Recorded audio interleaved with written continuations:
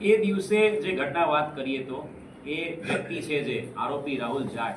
એ દાદરથી વાપીની ટ્રેનમાં એ અરાઉન્ડ 2 વાગ્યાની આસપાસ ઉતર્યો હતો અને વાપીથી ઉદવાડા જતી ટ્રેન એને સામેના પ્લેટફોર્મ પર દેખાઈ. એ પ્લેટફોર્મ 2 પરથી કૂદીને પ્લેટફોર્મ 1 પરના છેલ્લા ડબ્બામાં દિવ્યાંગ ડબ્બામાં ચડી ગયો હતો અને 2:30 જ્યારે ટ્રેન ઉદવાડા પાસે આવી ત્યારે ઉદવાડા પરથી ઉતરી ગયો હતો અને સામેના પ્લેટફોર્મ પર જ્યારે વોક કરી રહ્યો હતો ત્યારે આપણી દીકરી છે જેનું દુષ્કર્મ હત્યા થઈ છે દીકરી, એના રૂટીન નિત્યક્રમ પ્રમાણે ટ્યુશનનો પહેલો દિવસ હતો ત્યારે એ પ્લેટફોર્મ પરથી પ્લેટફોર્મના એન્ડથી એ ટ્રેક ઉપરથી ચાલીને સામે